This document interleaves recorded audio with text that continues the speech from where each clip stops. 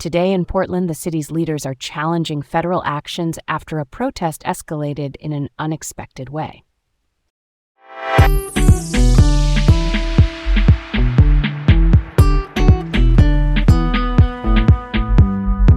All right, here's where we begin. I'm Leah, bringing you the latest from our neck of the woods. And I'm Garrett. Welcome to Laid Back Local, the news of the day with Leah and Garrett, coming to you from the beautiful city of Portland, Oregon. First up, we've got quite the story for you. Portland leaders have denounced ICE for tear-gassing peaceful protesters, including children, during a demonstration on January 31st.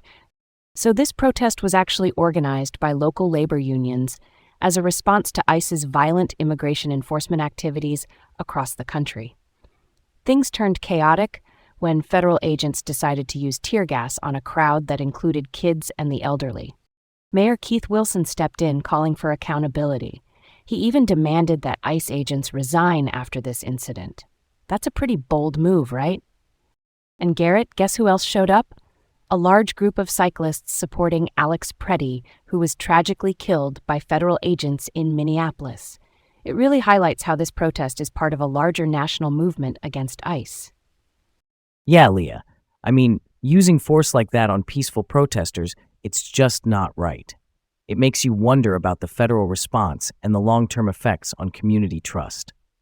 It's frustrating, when you see peaceful protests turning chaotic because of decisions like these. It really impacts public sentiment and the trust people have in law enforcement. Totally. Okay, let's move on to the next story. Next up, we've got a situation involving the Portland police. On February 5th, officers fatally shot a man after an attempted shooting incident at a grocery store. Here's how it started. On January 31st, this guy tried to shoot some security guards at a grocery store. He left behind a shotgun with shells that had threatening messages naming Donald Trump. He also claimed to be with the U.S. Secret Service. Quite a story, huh? Then, when the police went to serve a warrant at his apartment on February 5th, he came out with a handgun.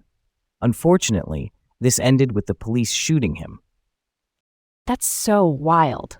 It raises a lot of questions about how law enforcement handles these situations, especially with individuals making threats and false claims. Are the police trained well enough to handle these kinds of situations? It's a tough spot for everyone involved, and it definitely affects how the community views them.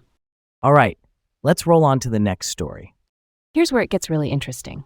The Portland-based psychiatrist Dr. Paul Conti has been linked to Jeffrey Epstein, the infamous sex offender. Between 2015 and 2017, Conti exchanged emails with Epstein regarding psychiatric treatment for a young woman in Epstein's circle. But those emails reveal a personal relationship that's raising some eyebrows about medical ethics and patient privacy. Yeah, that's a story worth telling. It really makes you uneasy about the blurred lines in professional ethics. And it's got me thinking about how this might affect public trust in healthcare professionals. Maintaining ethical standards in medical practices is crucial, right? And when those lines get crossed, it's a big deal. Okay, let's move on. What's next on our list?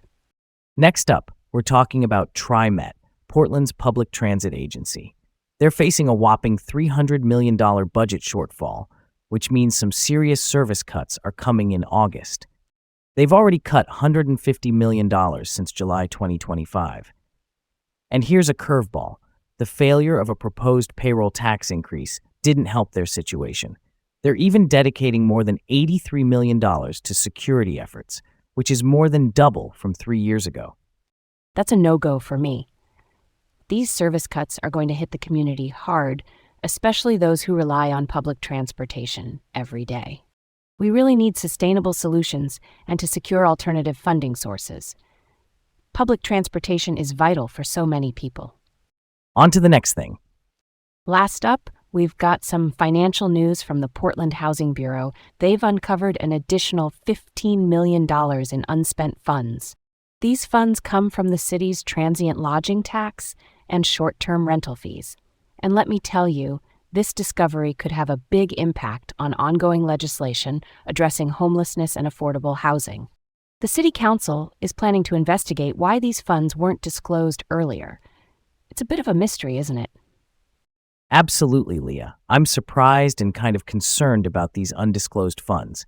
I mean, transparency in government financial practices is crucial, and these funds could make a real difference in addressing housing issues. It's definitely something to chew on, huh? And that's where we'll leave it for now. Thanks for tuning in to Laid Back Local, the news of the day with Leah and Garrett from Portland. Stay informed and join us again tomorrow for more local news. Take care, everyone.